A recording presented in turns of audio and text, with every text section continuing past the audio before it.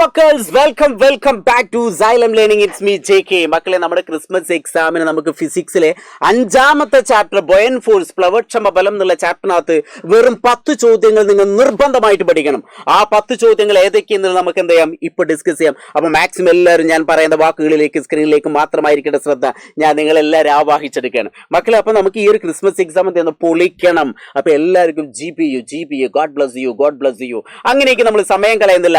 ആദ്യത്തെ ചോദ്യത്തിലേക്ക് കിടക്കുന്നു.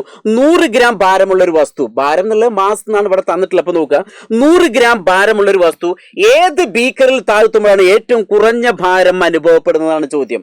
അപ്പൊ ഈ ഒരു ചിത്രത്തിനെ ബേസ് ചെയ്തിട്ട് നമുക്ക് ABC എന്നുള്ള ഓരോ ചോദ്യങ്ങൾ വരാൻ സാധ്യതയുണ്ട്. അപ്പൊ ഒരു കാരണവശാലും നിങ്ങൾ തെറ്റിക്കാൻ പാടില്ല. അപ്പൊ ഈ ചിത്രത്തിലേക്ക് നോക്കുക, ഇവിടെ 100 ഗ്രാം മാസ് ഉള്ള ഓരോ വസ്തുക്കളോട് വെച്ചിട്ടുണ്ട്. എന്നിട്ട് നമുക്ക് 3 ബീക്കറുകൾ തന്നിട്ടുണ്ട്. അതിൽ ആദ്യത്തെ ബീക്കർ എന്ന് പറഞ്ഞാൽ സാച്ചുറേറ്റഡ് സാൾട്ട് വാട്ടർ എന്നാണ്, അതായത് പൂരിത ഉപ്പ് ലായനി എന്ന് ഓർത്തു വെക്കുക. രണ്ടാമത്തെ പ്യുവർ വാട്ടർ ആണ്, വെള്ളമാണ് തന്നിട്ടുള്ളത്. മൂന്നാമത്തെ ഗ്ലിസറിൻ ആണ് തന്നിട്ടുള്ളത്. അപ്പൊ ഈ 3 ബീക്കറിലേക്കും നമ്മൾ ഈ 100 ഗ്രാം വീതമുള്ള ഈ ഒരു വസ്തു അങ്ങോട്ട് താഴ്ത്തി എന്ന് വിചാരിക്കുക. അങ്ങനെ ഏതിലായിരിക്കും ഇതിനകത്ത് ഭാരം കുറവ് അനുഭവപ്പെടുക? നിങ്ങളൊന്ന് ആൻസർ പറഞ്ഞേ, ഒന്ന് കേൾക്കട്ടെ. നിങ്ങൾ മനസ്സിൽ ഇപ്പോൾ ഒരു ആൻസർ വന്നിട്ട്, നിങ്ങൾ എല്ലാവരും മനസ്സിൽ വന്ന ആൻസർ ഞാൻ പറയട്ടെ, ഗ്ലിസറിൻ അല്ലേ? കറക്റ്റാണ്. അപ്പൊ ഗ്ലിസറിൻ ആണ് ആൻസർ. കാരണം എന്താണ്, ഗ്ലിസറിന് ഡെൻസിറ്റി കൂടുതലാണ്. ഡെൻസിറ്റി കൂടിക്കഴിഞ്ഞാൽ അവിടെ ബൊയൻ ഫോഴ്സ് പ്ലവക്ഷമ ബലവും എന്ത് ചെയ്യുന്നു, കൂടുന്നു ഓർത്തേക്കുക. പ്ലവക്ഷമ ബലം ബൊയൻ ഫോഴ്സ് കൂടിക്കഴിഞ്ഞാൽ സ്വാഭാവികമായിട്ടും എന്ത് സംഭവിക്കുന്നു, മുകളിലേക്കുള്ള ഫോഴ്സ് കൂടുന്നു അല്ലെ. അപ്പൊ ഗ്ലിസറിന് മുകളിലേക്കുള്ള ഫോഴ്സ് കൂടുമ്പോൾ ഈ ഒരു വസ്തുവിന് ഏറ്റവും കുറഞ്ഞ ഭാരം അനുഭവപ്പെടുന്ന ഏതിലായിരിക്കും, ഗ്ലിസറിലായിരിക്കും ഓർത്തേക്കുക. അപ്പൊ ഈ ഒരു ചിത്രത്തിനെ ബേസ് ചെയ്തിട്ട് എപ്പോഴും ഇതേപോലെ ഒരു ചോദ്യം വരാം. രണ്ടാമത്തെ ഒരു ചോദ്യം, ABC ആണ്, 3 ചോദ്യങ്ങളാണ് വരിക.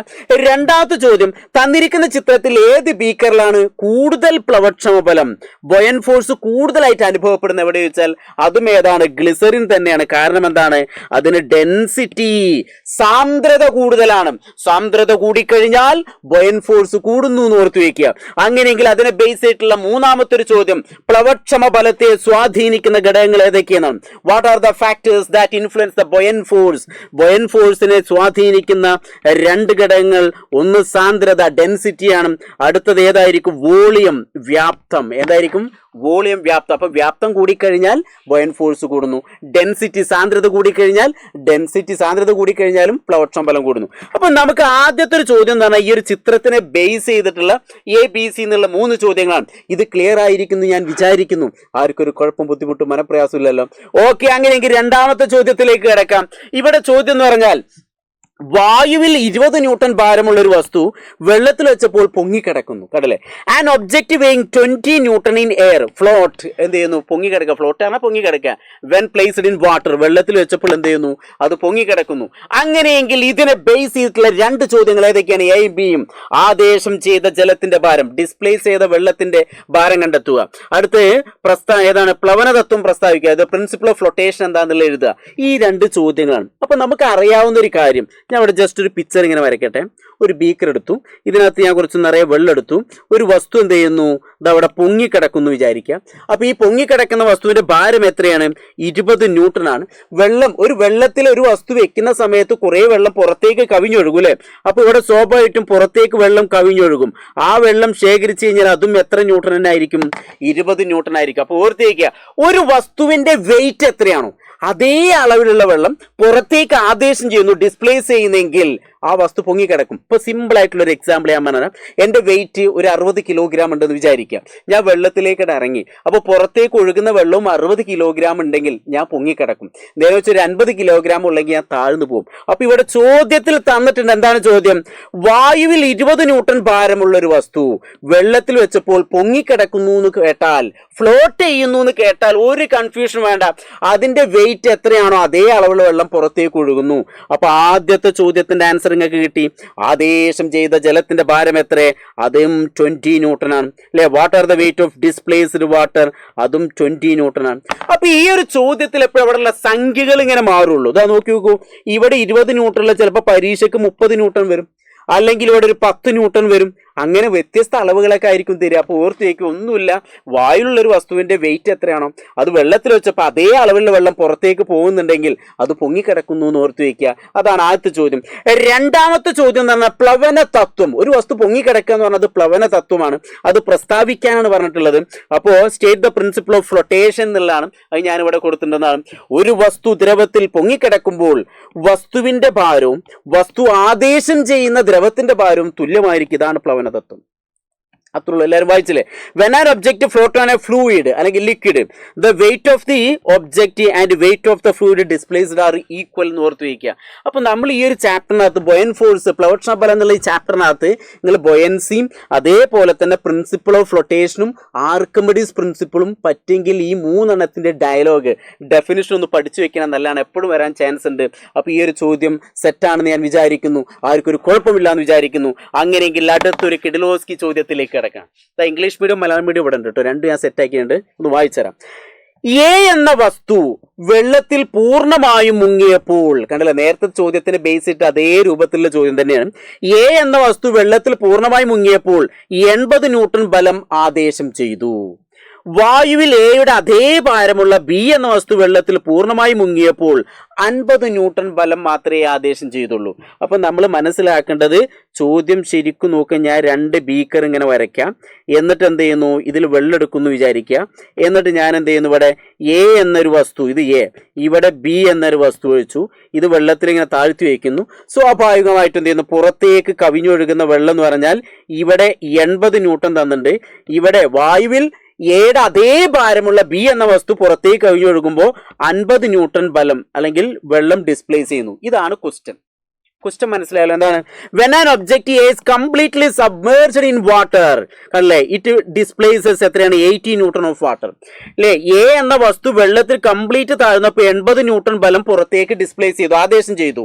അങ്ങനെ വായുവിലെ അതേ ഭാരമുള്ള ബി എന്ന വസ്തു വെള്ളത്തിലേക്ക് താഴ്ത്തിയപ്പോൾ എത്ര ന്യൂട്ടൺ ബലം അല്ലെങ്കിൽ വെള്ളം പുറത്തേക്ക് ഡിസ്പ്ലേസ് ചെയ്തു? 50 ന്യൂട്ടൺ വെള്ളം എന്ത് ചെയ്തു, പുറത്തേക്ക് ഡിസ്പ്ലേസ് ചെയ്തു. അങ്ങനെയെങ്കിൽ ഈ വസ്തുക്കളിൽ ഏതിനാണ് കൂടുതൽ പ്ലവക്ഷമ ബലം അനുഭവപ്പെടുക? Which of these object experience greater buoyant force? ഏതിനായിരിക്കും ഏറ്റവും കൂടുതൽ ബോയൻ ഫോഴ്സ് അനുഭവപ്പെടുക? നിങ്ങളൊന്ന് പറയൂ, ഒന്ന് ജസ്റ്റ് ഒന്ന് പറഞ്ഞേ, നിങ്ങൾ ആൻസർ കണ്ടെത്തി. എടാ, എവിടെയാണോ കൂടുതൽ വെള്ളം പുറത്തേക്ക് കവിഞ്ഞൊഴുകുന്നത് അവിടെ ബൊയൻ ഫോഴ്സ് എന്തായിരിക്കും, വളരെ കൂടുതലായിരിക്കും. അപ്പൊ ഏതിലാണ് ഏറ്റവും കൂടുതൽ ബൊയൻ ഫോഴ്സ് കൂടുതലുള്ളത്? എ എന്നുള്ള ഒബ്ജക്റ്റിലാണ്, അതായത് ആദ്യത്തെ ഒബ്ജക്റ്റ്, അല്ലെ, ഏതിലാണ്? എ എന്ന ഒബ്ജക്റ്റിലാണ്. കാരണം എന്താണ്? അതാണ് കൂടുതൽ വെള്ളത്തെ ആദേശം ചെയ്യുന്നത്. അപ്പം മാറിപ്പോരുത്, 2 പാത്രങ്ങൾ എടുത്തായിട്ട് വെള്ളം എടുത്തിട്ട് എന്ത് ചെയ്തു, ഒരേ ഭാരമുള്ള 2 വസ്തുക്കൾ എന്ത് ചെയ്തു, വെള്ളത്തിലേക്ക് താഴ്ത്തി എന്ന് വിചാരിക്കുക. ഒരു ഭാഗത്ത് എന്ത് ചെയ്തു, 80 ന്യൂട്ടണും തൊട്ടടുത്ത് 50 ന്യൂട്ടനേ വന്നിട്ടുള്ളൂ. അപ്പം നമ്മൾ മനസ്സിലാക്കേണ്ടത്, എവിടെയാണോ കൂടുതൽ, അപ്പൊ എന്ത് ചെയ്യുന്നു, എവിടെയാണോ കൂടുതൽ എന്ത് ചെയ്യുന്നത്, വെള്ളം കവിഞ്ഞൊഴുകുന്നത്, അവിടെയായിരിക്കും കൂടുതൽ എന്താ അനുഭവപ്പെടുക, പ്ലവക്ഷ ബലം അനുഭവപ്പെടുക. അപ്പൊ ഈ വസ്തുക്കളിൽ ഏതിനാണ് ഏറ്റവും കൂടുതൽ? എക്കാണ് ഏറ്റവും കൂടുതൽ എന്ത് ചെയ്യുന്നത്, ബൊയൻ ഫോഴ്സ് അനുഭവപ്പെടുന്നത്. രണ്ടാമത്തെ ക്വസ്റ്റ്യൻ, എ ബി എന്നീ വസ്തുക്കളിൽ ഏത് വസ്തുവാണ് കൂടുതൽ വ്യാപ്തമുള്ളത് എന്തുകൊണ്ട് എന്നാണ്. രണ്ടാമത്തെ ചോദ്യം ഏതാണ്? Which object among these A and B has greater volume why എന്നാണ്. ഏറ്റവും കൂടുതൽ വോളിയം ഏതിനായിരിക്കും? കൂടുതൽ വെള്ളം പുറത്തേക്ക് കവിഞ്ഞൊഴുകുന്നുണ്ടെങ്കിൽ ഒരു കൺഫ്യൂഷൻ വേണ്ട, അതിനാണ് വോളിയം ഏറ്റവും കൂടുതൽ ഉണ്ടാവുക. അപ്പോൾ വോളിയം ഏറ്റവും കൂടുതലും ഏതിന് തന്നെയാണ്? എക്ക് തന്നെയാണ്. ഏതിനാണ് വ്യാപ്തവും ഏറ്റവും കൂടുതൽ? എക്ക് തന്നെയാണ്. കാരണം എന്താണ്? Object A experience more buoyant force, അല്ലേ. ഒബ്ജക്റ്റ് വസ്തു എയിൽ എന്ത് ചെയ്യുന്നു, കൂടുതൽ പ്ലവക്ഷമ ബലം അനുഭവപ്പെടുന്നു. ഒബ്ജക്റ്റ് എ എന്ത് ചെയ്യുന്നു, ഒബ്ജക്റ്റ് എയിൽ എന്ത് ചെയ്യുന്നു, മോർ എന്ത് ചെയ്യുന്നു, ബൊയൻ ഫോഴ്സ് നോർത്ത് വയ്ക്കുക. അപ്പോൾ ഒബ്ജക്റ്റ് എ എന്താണ്, experience more buoyant force just ഓർത്ത് വയ്ക്കുക. അപ്പോൾ നമ്മൾ മനസ്സിലാക്കേണ്ട ഇത്ര മാത്രമേ ഉള്ളൂ, എവിടെയാണോ കൂടുതൽ വെള്ളം കവിഞ്ഞൊഴുകുന്നത് അവിടെ ബൊയൻ ഫോഴ്സ് കൂടുതൽ. അപ്പോൾ അതിന് സ്വാഭാവികമായിട്ട് വോളിയം എന്തായിരിക്കും, കൂടുതലായിരിക്കണം. അത്ര ഓർത്ത് വെച്ചാൽ. മൂന്നാമത്തെ ചോദ്യം, ആദേശം ചെയ്ത ജലത്തിന്റെ ഭാരത്തിൽ നിന്ന് പ്ലവക്ഷണ ബലം കണ്ടെത്താൻ സഹായിക്കുന്ന തത്വം ഏതെന്നാണ്. അതായത് ഒന്നുമില്ല, എന്താണ്, which principle help the finding buoyant force? ഇവിടെ ഏത് പ്രിൻസിപ്പിൾ ഉപയോഗിച്ചിട്ടാണ് നമ്മൾ ഇവിടുത്തെ ബൊയൻ ഫോഴ്സ് കാൽക്കുലേറ്റ് ചെയ്യുന്നത്? ഒരു കൺഫ്യൂഷൻ വേണ്ടത്, ഏതാണ്? അത് ആർക്കിമിഡീസ് പ്രിൻസിപ്പിൾ ആണ്. ഏതായിരിക്കണം? അത് ആർക്കിമിഡീസ് പ്രിൻസിപ്പിൾ എന്ന് ഓർത്തേക്ക്. ആർക്കിമിഡീസ് തത്വമാണ്. അങ്ങനെയെങ്കിൽ ആ നിയമം പ്രസ്താവിക്കുക, അതാണ് സ്റ്റേറ്റ് ദ ലോ. ഞാൻ നേരത്തെ പറഞ്ഞു, buoyant force, Archimedes, principle of rotation. ഇതിൻ്റെ ഡെഫിനിഷൻ പഠിച്ചിരിക്കുകയാണെങ്കിൽ നല്ലതാണ്. അപ്പോൾ അതിൻ്റെ ഡെഫിനിഷൻ ഞാൻ അവിടെ കൊടുത്തിട്ടുണ്ട്. ആർക്കിമിഡീസ് പ്രിൻസിപ്പിൾ എന്ന് പറഞ്ഞാൽ ഒരു വസ്തു ദ്രവത്തിൽ പൂർണ്ണമായ ഭാഗികമായോ മുങ്ങിയിരിക്കുമ്പോൾ ആ വസ്തുവിൽ ദ്രവം പ്രയോഗിക്കുന്ന പ്ലവക്ഷമ ബലം വസ്തു ആദേശം ചെയ്യുന്ന ദ്രവത്തിന്റെ ഭാരത്തിന് തുല്യമായിരിക്കും. ഇതാണ് ആർക്കിമിഡീസ് തത്വം. When an object is completely or partially immersed in a fluid, the buoyant force acting on the object എങ്ങനെ is equal to weight of the fluid displace അല്ലെങ്കിൽ ഡിസ്പ്ലേസ്ഡ് വാട്ടർ എന്ന് ഓർത്തിരിക്കുക. This is the Archimedes principle. അപ്പോൾ ഈ ഒരു ചിത്രത്തിൽ ഇനി ആർക്കും കൺഫ്യൂഷൻ വരരുത്. ഞാൻ ഒന്നുകൂടി ജസ്റ്റ് പറഞ്ഞുതരാം. അതായത് ഏതിലാണോ കൂടുതൽ വെള്ളം കവിഞ്ഞൊഴുകുന്നത് അവിടെ ബൊയൻ ഫോഴ്സ് കൂടുതലാണ്. അവിടെ കൂടുതൽ വെള്ളം കവിഞ്ഞൊഴുകുന്നുണ്ടെങ്കിൽ സ്വാഭാവികമായിട്ട് ആ വസ്തുവിൻ്റെ വോളിയം എന്തായിരിക്കും? കൂടുതലായിരിക്കും ഓർത്തിരിക്കുക. അപ്പോൾ അങ്ങനെയുള്ള കാര്യങ്ങളൊക്കെ ജസ്റ്റ് ഓർത്തിരിക്കുക. അങ്ങനെയെങ്കിൽ അടുത്തൊരു കിഡിലോസ്കി ചോദ്യത്തിലേക്ക് കിടക്കാം. ഇത് ഒരു കുട്ടി എനിക്ക് എന്ത് ചെയ്താണ് ഇൻസ്റ്റഗ്രാം വഴി അയച്ചു തന്നൊരു ചോദ്യമാണ്. അത് തലശ്ശേരിയുള്ള ഒരു കുട്ടിയാവുന്നത്.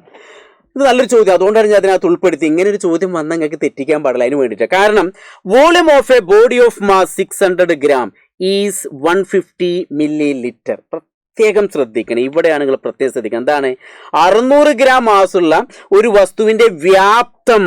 ഇത് നിങ്ങൾ ശ്രദ്ധിക്കണം. വ്യാപ്തം എത്രയാണ്? 150 milliliter ആണ്.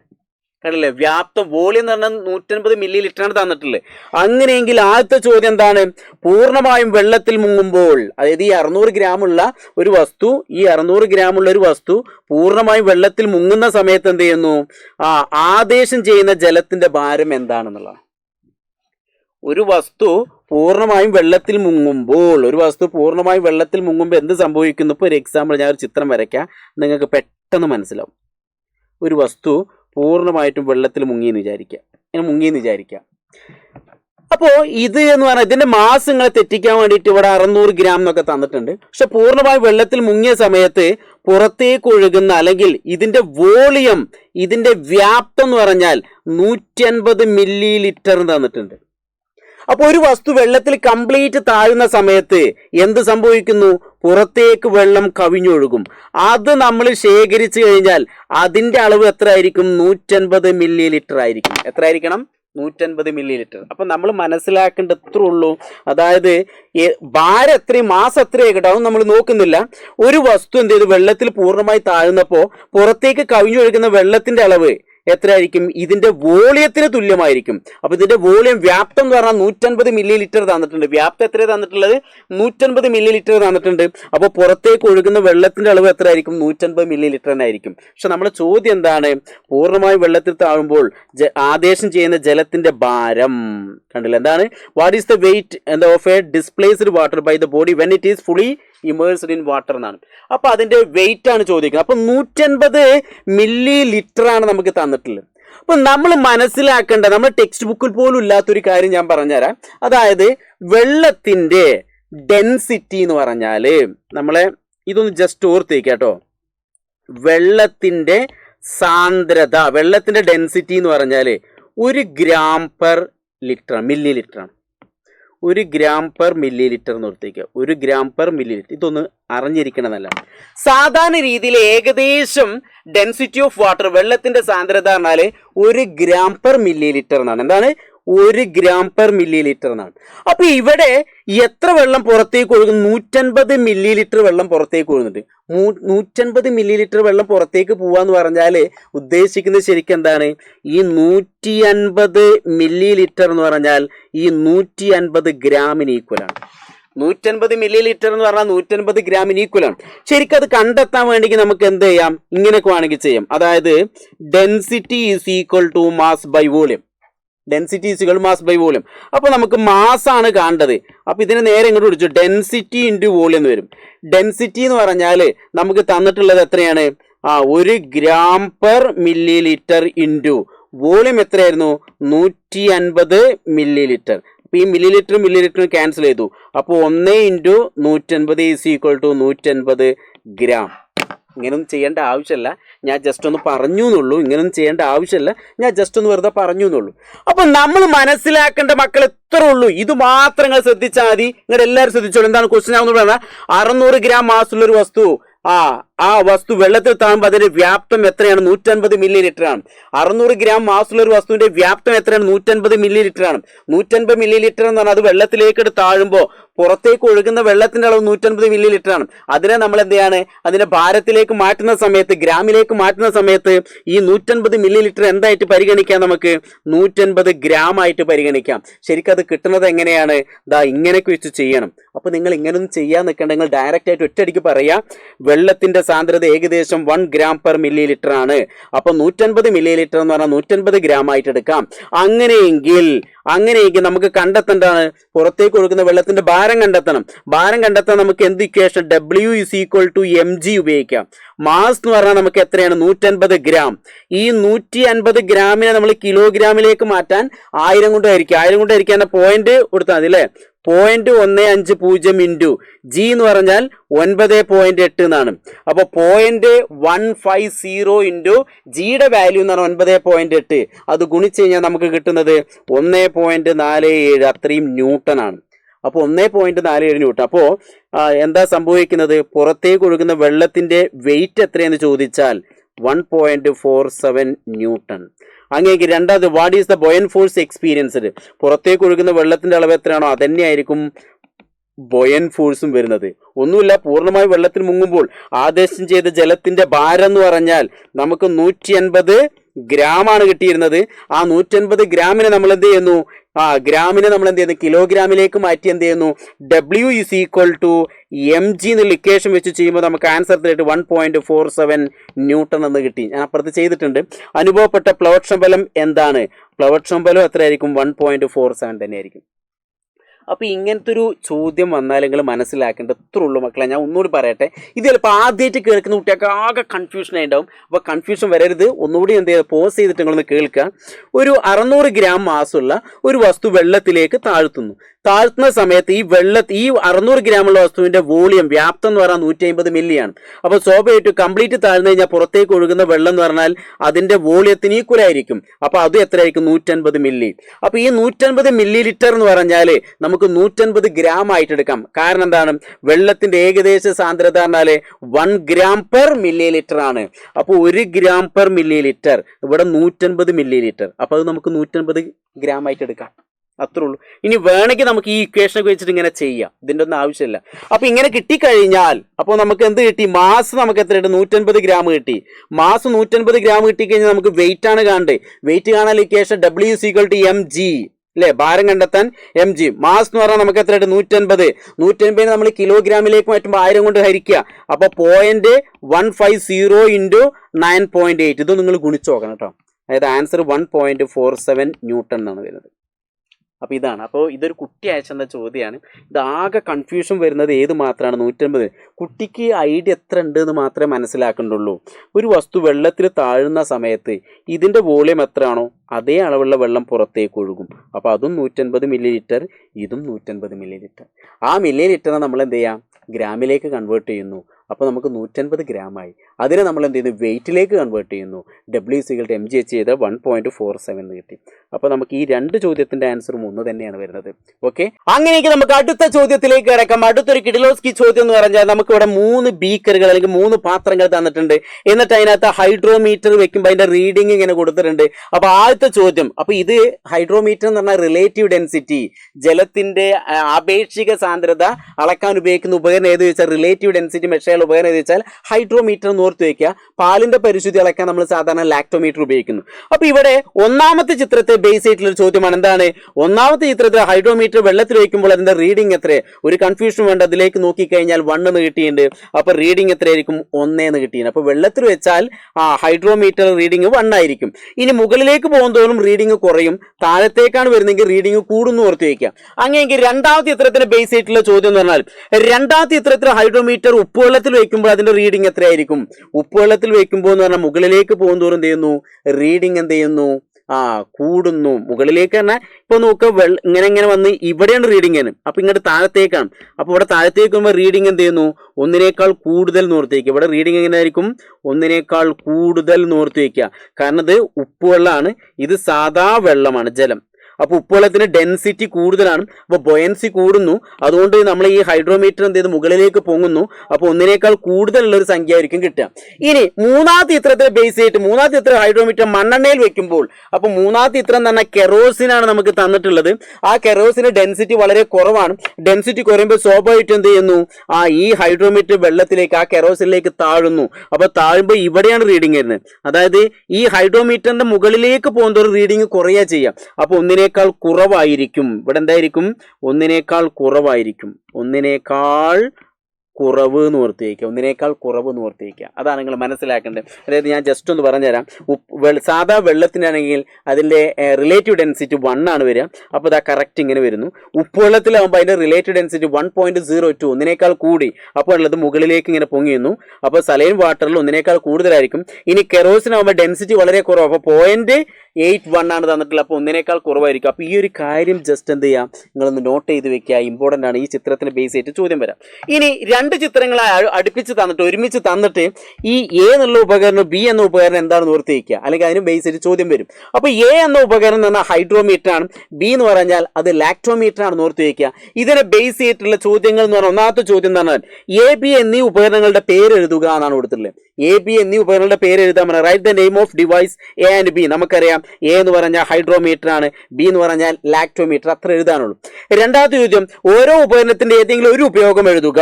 കണ്ടല്ലോ, write any use of each device ആണ്. അപ്പോൾ ഇതിന്റെ ഉപയോഗം എന്താണ്, ടു മെഷർ റിലേറ്റീവ് ഡെൻസിറ്റി. ഇതെന്തായിരിക്കും, പ്യൂരിറ്റി ഓഫ് മിൽക്ക് അല്ലെ. എന്താണ് to measure purity of milk, അതായത് പാലിന്റെ പരിശുദ്ധി അളക്കാൻ ഉപയോഗിക്കുന്നു. അതാണ് രണ്ടാമത്തെ ചോദ്യം. മൂന്നാമത്തെ ഈ ഉപകരണങ്ങളുടെ പ്രവർത്തന തത്വം എന്തായിരിക്കും, what is the working principle of these device എന്നാണ്. ഈ രണ്ട് ഉപകരണങ്ങളും വെള്ളത്തിൽ വെച്ചാൽ പൊങ്ങിക്കിടക്കുന്നു, പാലിൽ വെച്ചാൽ പൊങ്ങിക്കിടക്കുന്നു. പൊങ്ങിക്കിടക്കുന്നു എന്ന് കേൾക്കുമ്പോൾ ഓർത്തു വയ്ക്കുക, ഈ ഉപകരണത്തിന്റെ പ്രവർത്തന തത്വം എന്ന് പറഞ്ഞാൽ പ്രിൻസിപ്പിൾ ഓഫ് ഫ്ലോട്ടേഷൻ, പ്ലവന തത്വം. നമ്മൾ നേരത്തെ ഒരു ചോദ്യമൊക്കെ ചെയ്തിരുന്നു അല്ലെ. അപ്പൊ എന്തായിരിക്കും, what is the working principle വെച്ചാൽ പ്ലവന തത്വം, പ്രിൻസിപ്പിൾ ഓഫ് ഫ്ലോട്ടേഷൻ എന്ന് ഓർത്ത് വയ്ക്കുക.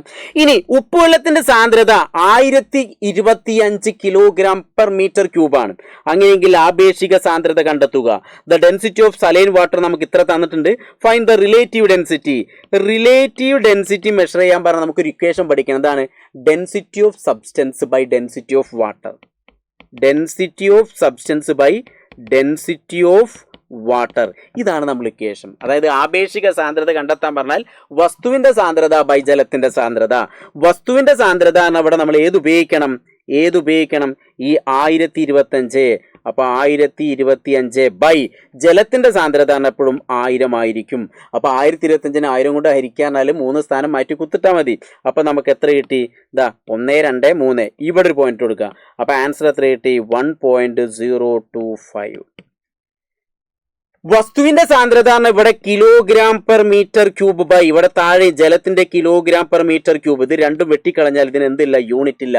അപ്പൊ ലാസ്റ്റ് ചോദ്യം എന്താണ്, write the unit of relative density. ആപേക്ഷിക സാന്ദ്രതയുടെ യൂണിറ്റ് നോ യൂണിറ്റ് എന്ന് ഓർത്തേക്ക്. എന്തില്ല, ആപേക്ഷിക സാന്ദ്രതയ്ക്ക് യൂണിറ്റ് ഇല്ല എന്ന് ഓർത്ത് വയ്ക്കുക. അപ്പോൾ നമുക്ക് ഇത്രയും ചോദ്യങ്ങൾ എന്ത് ചെയ്യണം, നിർബന്ധം. നമ്മളിപ്പോൾ ഈ ഒരു ബൊയൻ ഫോഴ്സ് എന്നുള്ള ചാപ്റ്ററിനകത്ത് ഏകദേശം ഒരു 25 അല്ലെങ്കിൽ ഒരു 20 മിനിറ്റ് സമയം ഉണ്ടാവുള്ളൂ. ഈ ഒരു 20 മിനിറ്റ് ഇത് വൃത്തിയായിട്ടൊന്ന് കേട്ട് കഴിഞ്ഞാൽ സ്വാഭാവികമായിട്ടും മക്കളെ നമുക്ക് ഈ ഒരു ചാപ്റ്ററിനെ കംപ്ലീറ്റ് കാണാൻ പാടായി. അല്ലെങ്കിൽ ഈ ചാപ്റ്ററിൽ മിനിമം ഈ ഒരു ചോദ്യം പഠിക്കണം, ഇത് നിർബന്ധമായിട്ടും അറിഞ്ഞിരിക്കണം. അങ്ങനെയെങ്കിൽ നമുക്ക് എന്ത് ചെയ്യാം, ഇനി പരീക്ഷയ്ക്ക് നമുക്ക് ഇനിയും ഒരുപാട് ചോദ്യങ്ങൾ ഡിസ്കസ് ചെയ്യാണ്ട്. അതൊക്കെ നമ്മൾ എന്ത് ചെയ്യുന്നു, ലൈവ് ക്ലാസ്സിൽ നമ്മൾ ഡിസ്കസ് ചെയ്യും. അപ്പോൾ നിങ്ങളെല്ലാവരും ഇതേപോലത്തെ കോണ്ടന്റ് വീഡിയോയും ഷോർട്ട് വീഡിയോയും നമ്മളെ പബ്ലിക് ലൈവിൽ കൂടി വന്നു കഴിഞ്ഞാൽ നമുക്ക് എന്ത് ചെയ്യാം, അടിപൊളിയാക്കണം. അപ്പോൾ എല്ലാവരും എന്ത് ചെയ്യുക, ലൈവിനകത്ത് ജോയിൻ ചെയ്യാൻ നിങ്ങളെ ഫ്രണ്ട്സിലേക്കൊക്കെ കൊണ്ടുവരിക. ഇനി ഇതൊക്കെ കഴിഞ്ഞാൽ നമുക്ക് അടുത്ത വർഷം കേവലം ഒരു 4 മാസം കൂടി കഴിഞ്ഞാൽ നിങ്ങളെല്ലാവരും 10ാം ക്ലാസ് വരെ, 10ാം ക്ലാസ് ഇതിൻ്റെ ബേസിക് ആയിട്ടുള്ള കാര്യങ്ങളൊക്കെ നമ്മൾ അറിഞ്ഞിരിക്കണം. ഈ കാര്യങ്ങളൊക്കെ വൃത്തിയായിട്ട് പഠിച്ചാൽ മാത്രമേ നമുക്ക് 10ലേക്ക് പോകാൻ പറ്റുള്ളൂ. അതുകൊണ്ട് തന്നെ ഫുൾ ചാപ്റ്റർ നമ്മൾ റിവിഷനുമായിട്ട് വരുന്നുണ്ട്. നമ്മുടെ സൈലത്തിൻ്റെ പുതിയ ബാച്ച് നിഞ്ച എൻ ഗെയിം. അപ്പോൾ എത്രയും പെട്ടെന്ന് എന്ത് ചെയ്യുക, നമ്മളെ എൻ ഗെയിമിലേക്ക് ജോയിൻ ചെയ്യുക. ഇനി ഫുൾ ചാപ്റ്റർ നമ്മൾ കംപ്ലീറ്റ് പഠിച്ചിട്ട് നമുക്ക് എന്ത് ചെയ്യണം, 10ാം ക്ലാസ്സിലേക്ക് കിടക്കണം. അതിന് വേണ്ടിയിട്ടാണ്. അപ്പോൾ ഈ ക്രിസ്മസ് എക്സാമും നമ്മളെ ആനുവൽ എക്സാമും കഴിഞ്ഞാൽ നമ്മൾ പെട്ടെന്ന് എന്ത് ചെയ്യുന്നു, 10ാം ക്ലാസ് സ്റ്റാർട്ട് ചെയ്യും. അപ്പോൾ അതിൻ്റെ മുന്നേ എല്ലാ കൺസെപ്റ്റും നമ്മൾ പഠിച്ചിരിക്കണം, അറിഞ്ഞിരിക്കണം. അപ്പോൾ ഇനി ഒരു കൺഫ്യൂഷൻ വേണ്ട, നമ്മൾ ഈ ഒരു ചാപ്റ്ററൊക്കെ എന്ത് ചെയ്യുന്നു, അടിപൊളിയായിട്ട് പഠിക്കും. ഇനിയും കുറേ ചോദ്യങ്ങൾ നമുക്ക് ചെയ്യണം. അത് നമുക്ക് ലൈവ് ക്ലാസ്സിൽ ഉൾപ്പെടുത്താം. ഓക്കെ, അപ്പോൾ എല്ലാവരും അടിപൊളിയായിട്ടിരിക്കുക. God bless you.